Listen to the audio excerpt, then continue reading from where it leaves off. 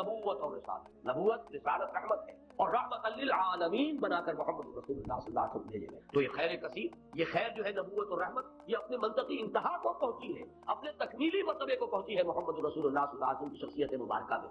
इस एतबार से ये दूसरा है। फिर जो तालीमात आपने कराए, सबसे बड़ी शय तौहीद, फिर वो निज़ाम तौहीद, वो निज़ाम तौहीद जिसका कि सियासी सतह पर उसका निज़ाम खिलाफत का, माशियात में उसका निज़ाम अमानत और किफालत का, ये सारा निज़ाम जो दिया, ये सबसे बड़ा खैर है जिसकी जरूरत है आज नौ इंसानी। चुनांचे मैंने उसी किताब में नबी अकरम सल्लल्लाहु अलैहि वसल्लम का मकसद बेसत में इस पर बहस की है। आज की इंसान को, आज की इंसानियत को जो इंफरादी अखलाक हैं, शख्सी और इंसान की इंफरादी सीरत व किरदार, उसकी इतनी ज्यादा जरूरत नहीं है और उसमें कोई नई चीज नहीं थी जो मोहम्मद लेकर आए हो सल्लल्लाहु अलैहि वसल्लम। सदाकत, अमानत, इफ़ाए अहद। हजरत इस्माइल के बारे में मैं आयत आपको सुना चुका, काना सादिक़ल वाद, वादे का पूरा करने वाला, जिसने अपनी गर्दन रख दी, चलाइए बजाज छोड़ी चलाइए, वादा किया था सतजदुनी इंशाअल्लाह साबिरन, और फिर गर्दन निकाल दी, चलाइए छोड़िए अगर आप परवरदिगार का हुक्म।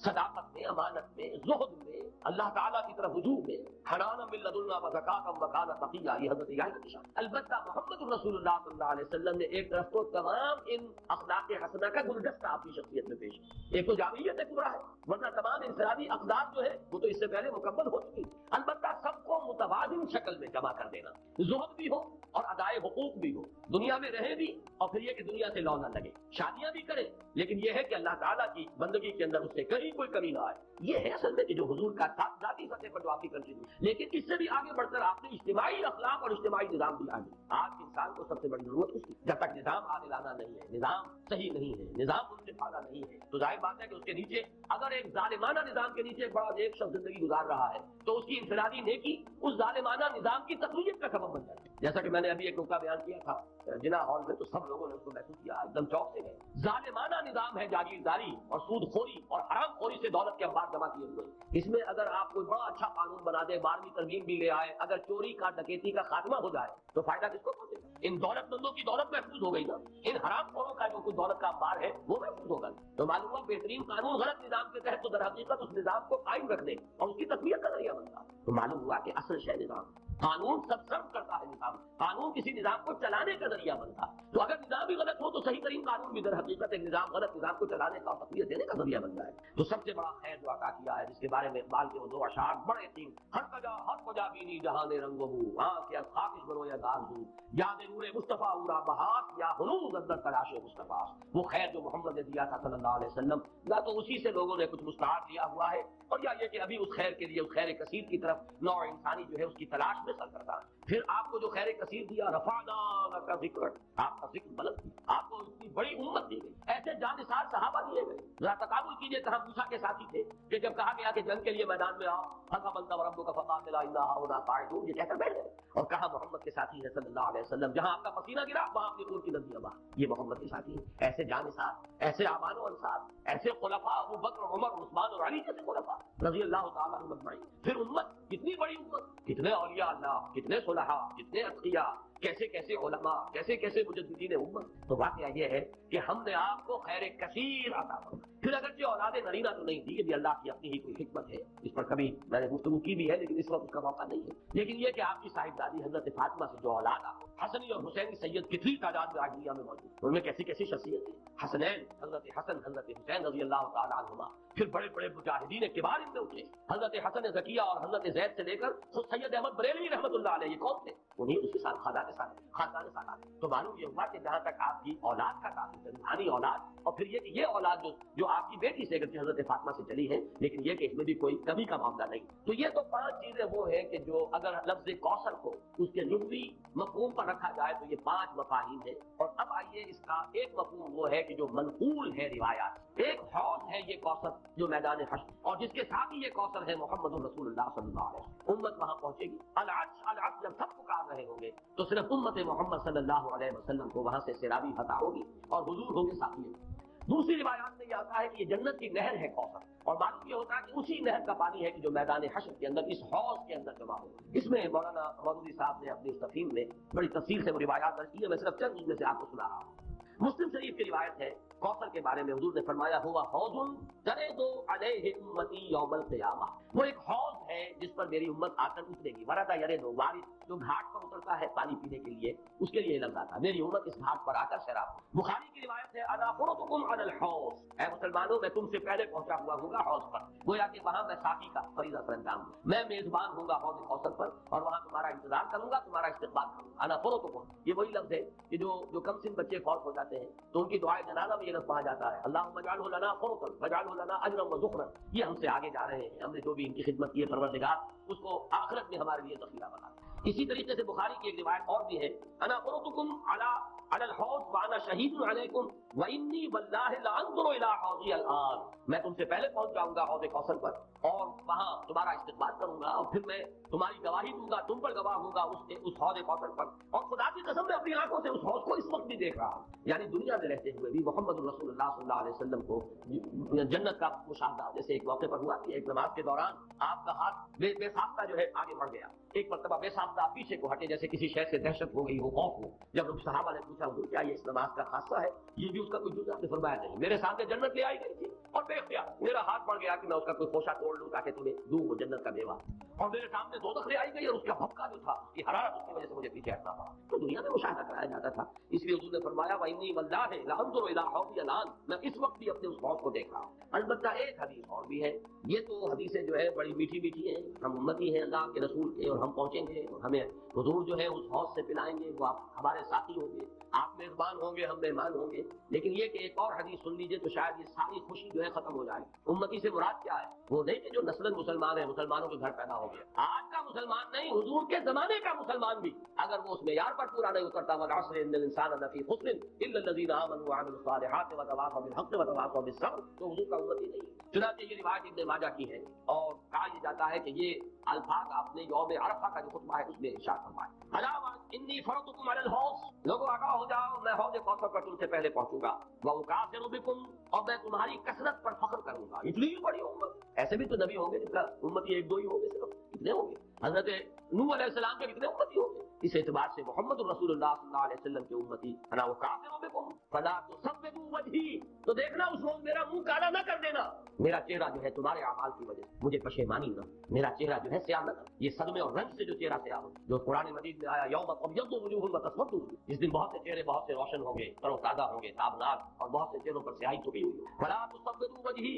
انی مستنقذ اناسا ومستنقذ اناس منی، بہت سے لوگوں کو میں چھڑانے کی کوشش کروں گا فرشتوں سے، وہ پکڑ کر لے جانا چاہیں گے، اور بہت سے لوگ مجھ سے چھڑا لیے جائیں گے، لے جائے جائیں گے، وہ میرے امتی نہیں ہوں گے۔ فاقول یا رب اصحابی، میں کہوں گا اے رب یہ تو میرے ساتھی تھے، یہ تو میرے اصحاب میں سے تھے، اور اللہ تعالیٰ فرمائے گا فیقول انک لا تدری ما احدثوا بعدک، اے نبی آپ کو پتہ نہیں آپ کے بعد انہوں نے کیا کیا ہے، کون کون سی شرارتوں میں حصہ لیا ہے، کیا چیزیں پیدا کی۔ حضور کے زمانے کے کتنے مسلمان ہوں گے جو بعد میں مسلمہ پر ایمان لے آئے، کافر ہو گئے؟ کتنے لوگ ہوں گے جب وہ داخل ہو رہے تھے، جو اگلی صورت ہم پڑھیں گے، اذا جاء نصر اللہ والفتح ورأيت الناس يدخلون في دين الله افواجا، ان میں سے کتنے یخرجون من اللہ من دین اللہ افواجا ہو گئے، فوج کے فوج، قبیلے کے قبیلے، پورے کے پورے، یا زکات کے منکر ہو کر کافر ہو گئے، اور یا یہ کہ نبی جھوٹے نبیوں کو مان کر کافر ہو گئے۔ تو اے نبی یہ آپ کے امتی نہیں۔ پھر یہ کہ جنہوں نے بھی احدث بدعات ایجاد، وہ چیزیں جس کو فرمایا گیا ہے من احدث فی امرنا ھذا ما لیس منہ فہو رد، جو شخص ہمارے دین کے اندر کوئی چیز نئی بدعت نئی شے ایجاد کرے گا جو اس میں سے نہیں ہے اصلا، وہ مردود اور وہ شے بھی مردود۔ تو اللہ تعالیٰ ہمیں اس انجام بد سے بچائے کہ ہم تو وہاں پر پہنچے حوض کوثر پر کہ حضور صلی اللہ علیہ وسلم کے ہم مہمان اور آپ ہمارے میزبان، اور فرشتے ہمیں کھینچ کر لے جائیں، اور حضور بھی پکارتے رہ جائیں میری امت ہے کہاں لے کر جا رہے ہیں، اور آپ کو جواب ملے کہ نہیں اے نبی آپ کو معلوم نہیں، فیقول انک لا تدری ما احدثوا بعدک، اے نبی آپ کو پتہ نہیں آپ کے پیچھے کیا کرتے۔ اس سے ان لوگوں کے خیال کی بھی نفی ہو جانی چاہیے جو سمجھتے ہیں کہ ہر شے جو ہے بعد میں جو ہوئی ہے وہ حضور کے علم میں، ورنہ تو یہ الفاظ کہتے ہیں آپ کو پتہ نہیں انہوں نے آپ کے بعد کیا کیا۔ جو بھی اللہ بتاتا ہے، جو چیز پہنچانا چاہتا ہے پہنچتی، جیسے آپ کی حیات دنیاوی کے دوران بھی جو اللہ علم دیتا تھا آپ کو علم ہو جاتا تھا، جو اللہ تعالیٰ کی طرف سے نہیں دیا گیا تو اس معاملے میں آپ بشر ہیں، انسان ہیں، بات آپ کو معلوم ہے۔ بعد میں بھی جو چیزیں اللہ اب بھی عالم برزخ میں محمد رسول اللہ کا جو بھی مقام ہے، جو کچھ اللہ پیش کرتا ہے پہنچاتا ہے پہنچتی ہے بات، لیکن جو اللہ نہیں پہنچاتا حضور کے پاس اپنا کوئی اختیار نہیں ہے کہ وہ تمام چیزوں کو جان لے، ورنہ یہ الفاظ جو ہے کہ آپ کو نہیں معلوم انک لا تدری ما احدثوا بعدک، اپنے زمانے کے لوگوں کا بھی جو بعد میں حشر ہوا कोई इस हदीस की रूप से साबित हो रहा है कि हुजूर को बताया जाएगा कि आपको मालूम नहीं, आप धोखा न खाएं कि ये आपके जमाने में ईमान ले आए थे लिहाजा आपके सहाबी हैं, बाद में जो कुछ इन्होंने किया है वो आपको मालूम। बहरहाल ये है हौज़ कौसर और वो नहर कौसर जो हुजूर को अता फरमाई गई। इसमें बाद रिवायात में आता है खास तौर पर कि उसकी लंबाई इतनी होगी जितनी ईलाक जो ये बंदरगाह है, जिससे कि सन 67 की जंग शुरू हुई थी, ब्लॉकेट कर दिया था सदर नासिर ने, तो सन 67 की अरब इसराइल जंग शुरू हुई। ये खलीज ईला के बिल्कुल टिप के ऊपर जाकर बहर अहमर जो है रेड सी ऊपर जाकर तकसीम हो जाता है दो खाड़ियां, एक खलीज सुएज है मगरिब की तरफ जा रही है, शिमाल मगरिब की तरफ, एक है ये खलीज अकबा और ये है दर हकीकत जो कि शिमाल मशरिक की तरफ जा रहे हैं। इसके टिप पर ये ईला और यही वो जगह है जहां पर के वो यहूद का वो कबीला आबाद था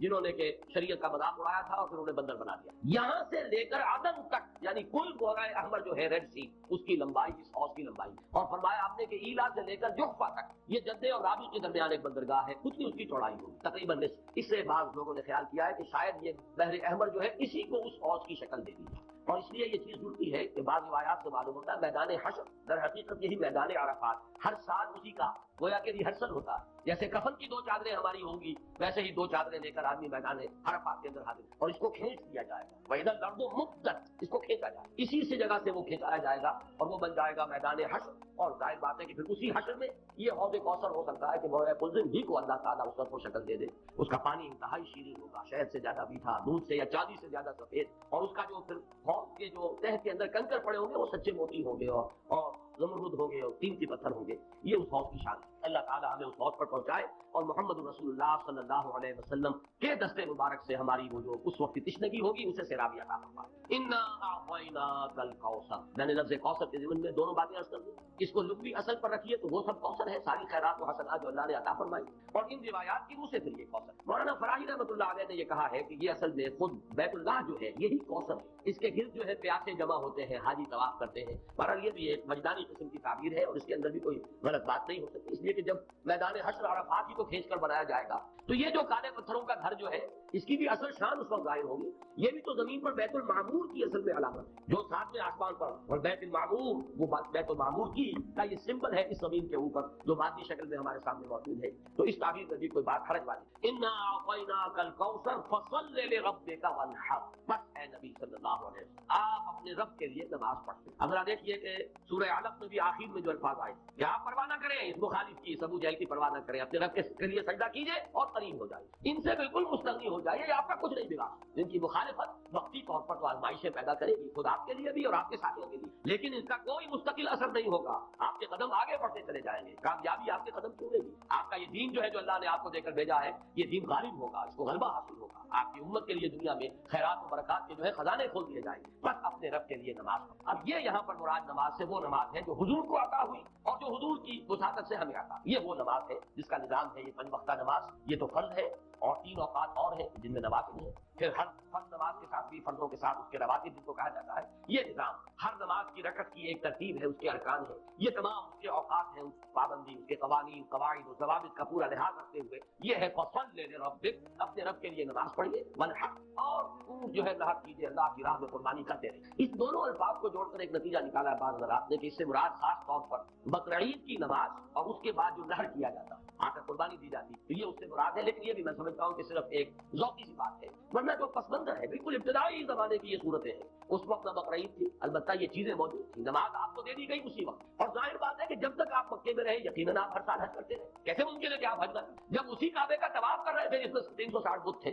वहीं खड़े होकर नमाज पढ़ते थे और सजदा करते थे जहां दाएं बाएं बुत रखे थे। तो हज के मामले में तो ऐसी कोई शय थी नहीं। मिना में जाना है, अरफात में जाना है, मुज़दलिफा में या जो भी उनका बाकी रह गया था, तो हर साल आप हज भी करते होंगे और यकीनन बहुत से ऊँट आप कुर्बान भी करते होंगे। आपने हज्जतुल विदा में 100 ऊँट नहर किए, जिनमें से 63 अपने दस्ते मुबारक से नहर फरमाया और बकिया 37 हज़रत अली ने आपकी तरफ 100 ऊँट। तो इससे अंदाजा कीजिए कि जो इब्तिदाई दौर है, ये सूरतें जब नाज़िल हो रही उस वक्त हुजूर की जो है माली हालत भी बहुत अच्छी थी। हज़रत खदीजा मुतमव्विल तरीन खातून अरब की, वो आपके हवाला अक़ल में थी। इस एतबार से यकीनन उस वक्त भी आप नहर करते होंगे। और नहर जैसा कि मैं बयान कर चुका हूँ, उस दौर में गरीबों को खाना खिलाना, गोश्त का बांट देना, वो ये दर हकीकत उनके यहाँ सखावत का सबसे बड़ा मसला। फसल्लि लिरब्बिका वन्हर, तो ऐ नबी आपको शुक्राने में वो सारा खैर कसीर जो आपको अता हुआ है। इसीलिए देखिए वो नमाज़ तहज्जुद जब आप पढ़ते थे और इतनी तवील रकअतें पढ़ते थे कि आपके पाँव मुतमर्रिम हो जाते थे। تو لوگوں نے کہا حضور آپ اپنے اوپر اتنا تشدد کیوں کر رہے ہیں؟ آپ پہ تو اول تو کوئی گناہ ہے نہیں، کوئی آپ کے مقام کے اعتبار سے اگر کسی شے کو کہا جائے کہ کوئی فروغ داشت ہے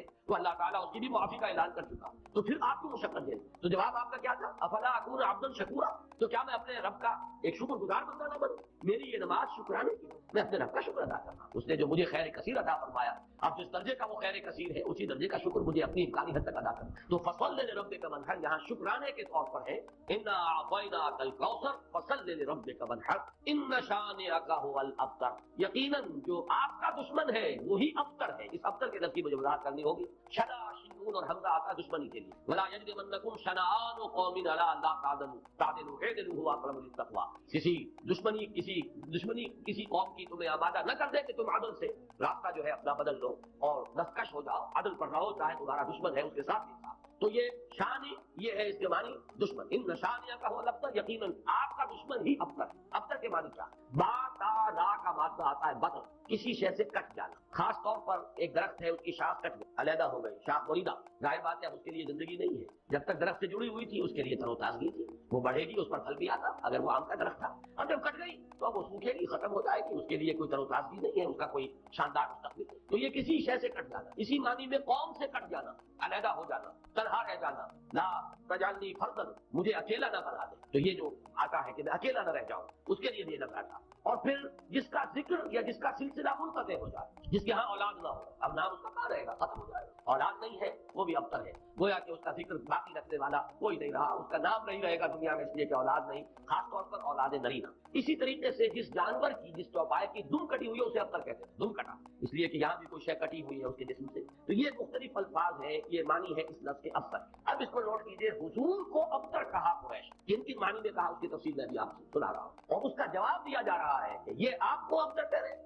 اے نبی در حقیقت یہ ابتر ہو، بلکہ یہ ابتر ہے، ان نشانیک هو الابتر۔ حضور کو ابتر کس کس معنی میں کہا ہے؟ بالکل اوائل میں جبکہ حضور صلی اللہ علیہ وسلم نے اپنا پیغام شروع کیا ہے تو لوگوں نے کہا بطر محمد منا، یہ ابن جریر کی روایت، محمد ہم سے کٹ گئے، ہمارا اپنا ایک طریقہ تھا، ہماری تہذیب، ہمارا تمدن، ہماری روایات، ہمارا مذہب، ہمارے عقائد، اب محمد ہم سے کٹ گئے، تو اس کا مطلب یہ ہے کہ یہ شاخ سوکھ جائے۔ یہ اگر جمعیت کے ساتھ رہتے، پوری اپنی قوم کے ساتھ رہتے تو ان کے لیے بھی شاندار مستقبل تھا، اب ان کا مستقبل بہت تاریخ۔ یہ بالکل ایسی بات ہے جیسے واصل بن عطا، یہ شاگردوں میں سے تھا حضرت حسن بصری رحمۃ اللہ علیہ، وہ تابعین میں سے ان کا شاگرد اور بڑا ذہین شاگرد، لیکن اس نے مسئلہ تقدیر پر، جبر و قدر پر بحثیں شروع کی، تو جب اس طرح کی باتیں اس نے کہی کہ جو اہل سنت کے شایان شان نہیں، تو پھر حضرت حسن بصری نے اسے اپنے درس سے نکال دیا اور کہا کہ اعتزل عنا، یہ ہم سے علیحدہ ہو گیا، اب اس کا راستہ علیحدہ ہے، اس کا ہم سے کوئی تعلق۔ اسی اعتزل عنا سے اعتزال کا مذہب بنا ہے، اور معتزلہ کہلاتے علیحدہ ہو جانے والے لوگ۔ تو اسی طریقے سے قوم کا پہلا ریئیکشن یہ تھا حضور صلی اللہ علیہ وسلم کے بارے میں کہ بطا محمد منا، محمد ہم سے کٹ گیا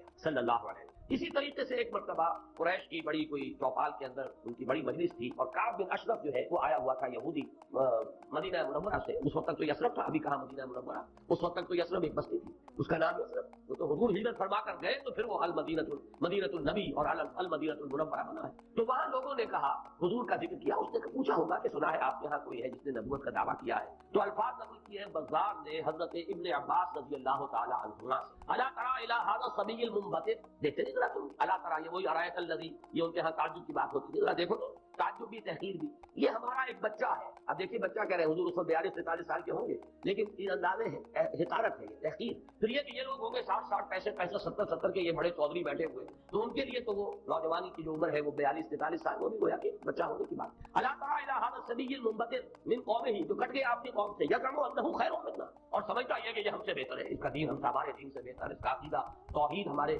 عقیدہ شرک سے بہتر۔ ونحن اهل الحجیج واهل الصدانۃ واهل السقایا، حالانکہ ہم حاجیوں کا بندوبست کرنے والی قوم ہیں، ان کی میزبانی کرتے ہیں، انہیں پانی پلاتے ہیں۔ یہ جب الفاظ میں پڑھ رہا تھا آج تو مجھے وہ آیت یاد آئی سورہ توبہ کی، جعلتم سقایۃ الحاج وعمارۃ المسجد الحرام کمن آمن باللہ والیوم الاخر وجاہد فی سبیل اللہ، اللہ پر ایمان لانا، یوم آخر پر ایمان لانا اور جہاد کرنا، یہ ہے اصل اعمال۔ یہ حاجیوں کی کوئی خدمت کر لی، پانی پلا لیا، تم نے اس کو بڑی اونچی نیکی سمجھا ہوا ہے، تو یہ بھی منبتر اس شخص کو کہیں گے جو کٹ گیا آپ کو۔ سب سے زیادہ تلخ انداز میں جو بات کہی گئی حضور کے بارے میں، اور ابتر کا لفظ آپ کے بارے میں استعمال ہوا، اور یہ سمجھیے کہ یہ بھی دنات اور پستی کی انتہا تھی۔ حضور کے دوسرے صاحبزادے حضرت عبداللہ کا جب انتقال ہوا، یہ ذرا نافلہ تعلق کے درجے میں نوٹ کر لیجئے کہ حضور کی صاحبزادیاں اور آپ کو 2 بیٹے، 4 بیٹیاں اللہ نے حضرت خدیجہ کے بطن سے عطا فرمائیں۔ آپ کی کسی اور زوجہ سے اولاد نہیں، صرف ایک کنیز ماریہ قبطیہ کے وطن سے حضرت ابراہیم، اور وہ مدنی دور کا آخری زمانہ ہے جبکہ آپ کو وہ اللہ نے بیٹا عطا فرمایا، وہ بھی کم سنی کے اندر فوت حضرت ابراہیم۔ تو یہ جو ترتیب ہے حضور کی اولاد میں سب سے بڑے تھے قاسم،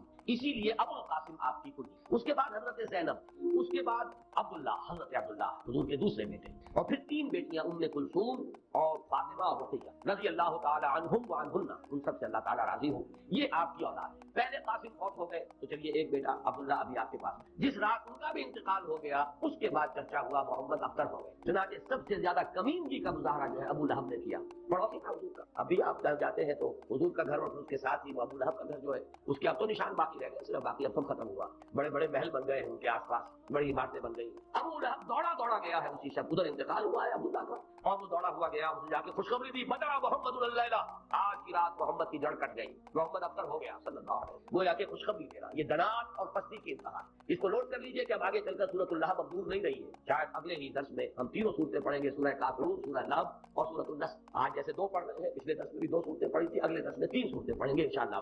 بدترین انسان، افضل خلائق جو تھا حضور کے دشمنوں میں، وہ ابو لہب، قریب ترین عزیز، حضور کا سگا چچا، لیکن یہ کہ بدترین دشمن، اور دشمن بھی دشمن میں فرق ہے۔ خدا پنج انگوش یکساں نہ کر، نہ ہر مرد نہ ہر زن زنستو نہ ہر مرد مرد، خدا پنج انگوش یکساں نہ کر۔ آپ کے موافقین اور مومنین بھی برابر نہیں تھے، کہاں حضرت ابوبکر رضی اللہ تعالیٰ عنہ، کہاں اس دور کے غلام صاحب، پھر آپ کے دشمن بھی برابر نہیں تھے۔ تو بدترین دشمن یہ ابو لہب ہے، اور اندازہ کیجئے اس کی دنات کا کہ بدر محمد اللیلہ، آج کی رات محمد کی جڑ کٹ گئی، ابتر ہو گئے محمد، معاذ اللہ۔ یہی لفظ کہے تھے پھر عاص ابن وائل سہمی، جو آپ کے دشمنوں میں سے مخالفین میں سے بہت بڑا چودھری تھا، ان محمد الابتر ہو، اب تو محمد ابتر ہو گئے، ان کی جڑ کٹ گئی، لا ابن لہو یقوم مقامہ بعدہ، اب ان کا کوئی بیٹا رہا ہی نہیں کہ جو ان کی جگہ، ان کے مقام پر، ان کی جگہ پر کھڑا ہو، جانشین بنے، ان کے مشن کو آگے لے کر چلے۔ فَإِذَا مَاتَ انقطع ذِكْرُهُ، جب محمد اب فوت ہو جائیں گے تو ان کا ذکر بھی منقطع ہو جائے۔ یہ وہ ابتر کا مفہوم جس کا کہ تقابل ہم کریں گے، اِنَّا رَفَعْنَا لَكَ ذِكْرَكَ، وہ کہہ رہے تھے کہ ذکر منقطع ہو جائے گا، اور سورۃ الانشراح میں اللہ کی طرف سے نوید آئی، وَرَفَعْنَا لَكَ ذِكْرَكَ، ہم نے تو آپ کا ذکر بہت بلند کر دیا۔ تو یہ ہے ان شانئک هو الابتر، اے نبی آپ ابتر نہیں ہوں گے، آپ کو تو ہم نے خیر کثیر عطا فرمایا، آپ کا ذکر بلند کیا، آپ کی مانوی اولاد، آپ کی امت، کتنے بڑے بڑے اولیاء اللہ، صوفیاء، اہل اللہ، اتقیاء، صلحاء، مجددین، علماء، جن کے بارے میں علماء امتی کا انبیاء بنی اسرائیل، وہ سب آپ کی مانوی اولاد۔ پھر آپ صاحب دادی حضرت فاطمہ سے جو اولاد چلے گی، اس کا جو مقام و مرتبہ دنیا میں ہوگا، تو آپ ابتر نہیں ہیں معاذ اللہ۔ جیسے سورہ نون کے شروع میں فرمایا، نون والقلم وما یسطرون ما انت بنعمت ربک بمجنون، اور اسی دنوں کے بعد دیکھ لیں گے کہ کون مجنون تھا، محمد مجنون سے معاذ اللہ، یا ابو جہل مجنون تھا اور پاگل ہو گیا تھا، اس کی مت ماری گئی تھی۔ فَسَتَنظُرُ وَيَنظُرُونَ بِأَيِّكُمُ الْمَفْتُونُ، یہ میں بھول رہا ہوں آیت، آپ بھی دیکھ لیں گے اور یہ بھی دیکھ لیں گے کہ کون تھا جس کو جو کہ بچل گیا تھا اور جس کی مت ماری گئی تھی۔ اسی طرح یہاں فرمایا ان شانئک هو الابتر۔ درس تو مکمل ہوا، اب ذرا بعض ضمیمیں ہیں ان باتوں کے آئندہ کے درس سے بھی تعلق ہے، اور جیسے میں نے مولانا فراحی رحمۃ اللہ علیہ کے بارے میں اپنے پچھلے درس میں کچھ عرض کیا تھا کہ اگرچہ ان کا بہت اونچا مقام ہے میری نگاہ میں، لیکن وہ سائنٹیفک ریشنلزم، سر سید کی صحبت کی وجہ سے، ان کے زیر اثر آنے کی وجہ سے کسی نہ کسی درجے میں متاثر ہو گئے تھے، جو سورہ فیل میں انہوں نے تمام جو مفسرین اور تمام معصور جو تفسیر ہے اس کو چھوڑ کر ایک علیحدہ رائے اختیار کی۔ اسی طرح چند باتیں آج میں کرنا چاہتا ہوں۔ ایک تو یہ جو صورتیں اس وقت ہم پڑھ رہے ہیں، ان میں سے تقریباً تمام صورتوں کے بارے میں مکی اور مدنی ہونے کا اختلاف موجود ہے، حالانکہ اکثر و بیشتر کے نزدیک، اجماع امت اور اجماع مفسرین کے نزدیک، یہ ساری صورتیں جو ابھی تک ہم نے پڑھی ہیں یہ مکی ہے، لیکن مدنی کی روایات بھی موجود ہیں۔ خاص طور پر اس سورہ مبارکہ کے بارے میں تو ایک ایسی روایت ہے جو مسلم شریف میں بھی ہے، مسند احمد میں بھی ہے، سنن ابی داؤد میں بھی ہے، سنن نسائی میں بھی ہے، اور حضرت انس رضی اللہ تعالی عنہ سے مروی۔ حضرت انس حضور کے خادم خاص رہے مدنی دور میں، ظاہر بات ہے وہ واقعہ بیان کر رہے ہیں۔ وہ کہتے ہیں کہ ایک روز حضور ہمارے مابین تشریف فرما تھے اور کچھ گفتگو ہو رہی تھی، اچانک کچھ آپ کو ایک خاص خون کسی کیفیت آپ پر طاری ہوئی، یعنی آپ نے آنکھیں بند، اور اس کے بعد آپ نے آنکھیں کھولی تو آپ کے چہرے پر مسکراہٹ، تبسم تھا۔ ہم نے پوچھا کس بات پر؟ آپ نے فرمایا کہ مجھ پر سورت نازل ہوئی ہے، اور پھر بسم اللہ پڑھ کر آپ نے انا اعطیناک الکوثر فصل لربک وانحر ان شانئک هو الابتر، یہ سورہ مبارکہ سنی۔ اب یہ روایت اتنی قوی ہے کہ اس کی بنا پر کچھ حضرات کی رائے ہے، اکرمہ اور مجاہد اور قتادہ، اور اس کو امام مسلم نے بھی تسلیم کیا، اور الاتقان میں امام سیوطی نے بھی اسے مدنی صورت قرار دیا، جبکہ حضرت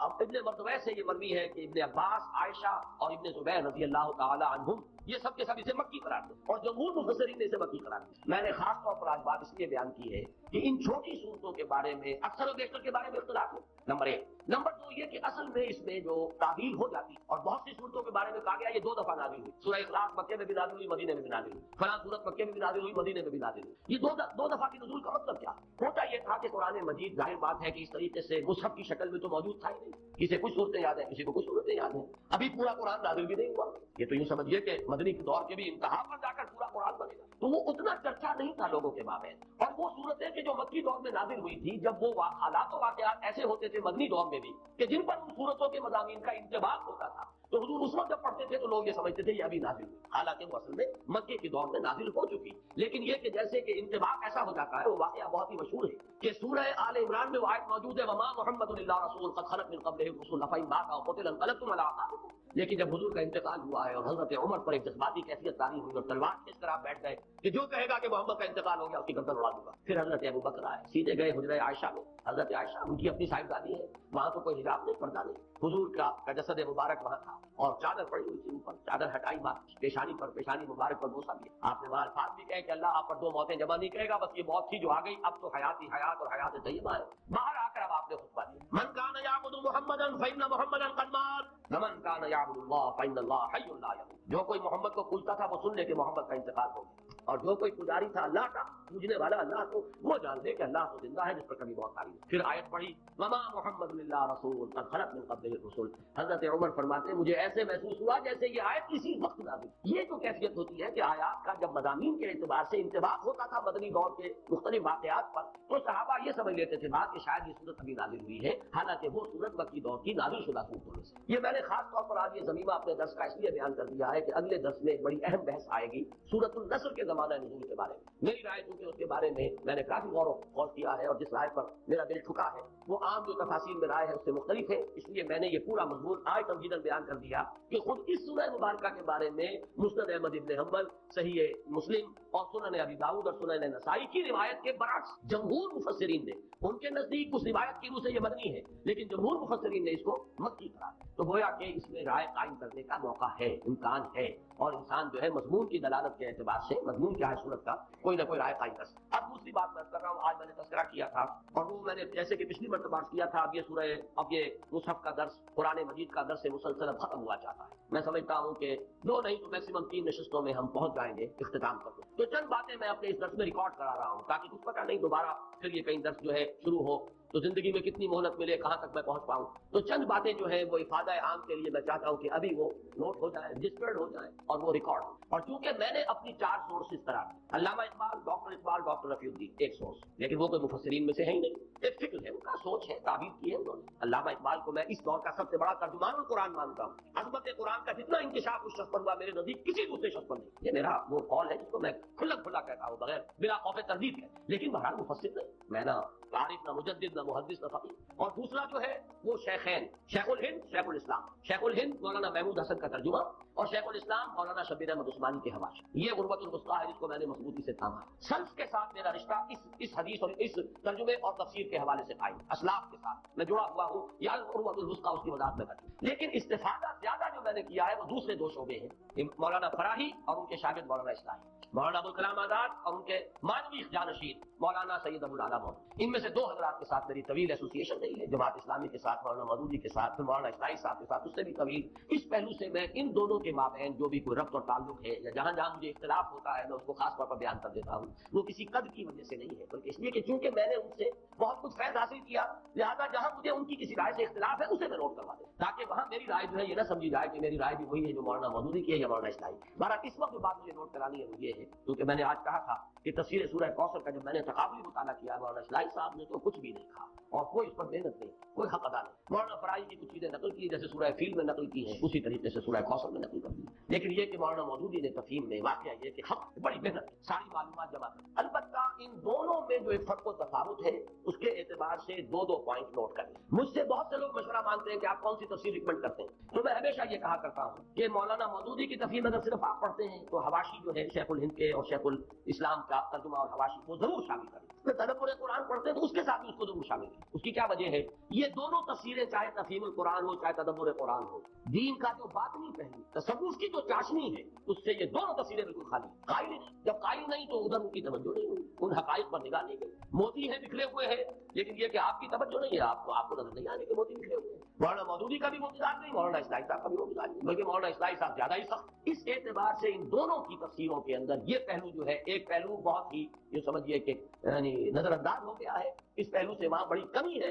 اس کمی کو پورا کرنے کے لیے حرکی پہلو تفہیم القرآن میں تدبر قرآن مجید کے اپنے اسالیب، زبان کی بحث، ادب کے حوالے سے، اور نظم القرآن قرآن کا نظم سورتوں کا آیات کا، یہ مولانا اصلاحی صاحب کا خاصہ ہے. لیکن دونوں چونکہ اس سے خالی ہے، مانوی اور وہ جو روحانی مباحث ہیں، تصوف کے موضوعات ہیں، لہذا اس کو تو شامل کرنا چاہیے ہر صورت، یعنی شیخ الہند کا ترجمہ اور مولانا شبیر احمد عثمانی کے حوالے. باقی ان دونوں کا تفہیم اور تدبر کے تقابل میں ایک بات نوٹ کر لیجیے. تفہیم مولانا نے لکھنی شروع کی تھی جبکہ ابھی 40 برس کے بھی نہیں تھے. یہ فروری سن 42 میں لکھنی شروع کی ہے جبکہ 38-39 برس کی عمر تھی. سن 3 میں پیدائش، تکمیل ہوئی ہے جون سن 72 میں، انتقال سن 1989 میں. یعنی یہ ان کی یوں سمجھیے کہ میچورٹی کا دور ہے پورا کا پورا. لیکن یہ کہ شروع میں تفہیم بہت مختصر ہے، 7.5 پارے ایک جلد میں آ گئے. حواشی بہت ہی مختصر، کوئی گہرائی نہیں، کوئی تفصیل نہیں، کوئی شدید محنت نہیں. البتہ جیسے جیسے آگے بڑھے ہیں جوہر کھلے، تاریخی پس منظر ہر صورت کا بہت خوبصورت بیان. پھر یہ کہ اقوال جو ہے ہمارے اسلاف کے، انہیں جمع کرنے کی بڑی محنت کی. چنانچہ آپ دیکھیں گے کہ یہ آخری جلد جو ہے میرے نزدیک تفہیم کی آخری جلد سب سے زیادہ تھی. اس کے برعکس معاملہ اسلائی صاحب کا ہے. اسلائی صاحب نے سن 58 میں شروع کی تدبر قرآن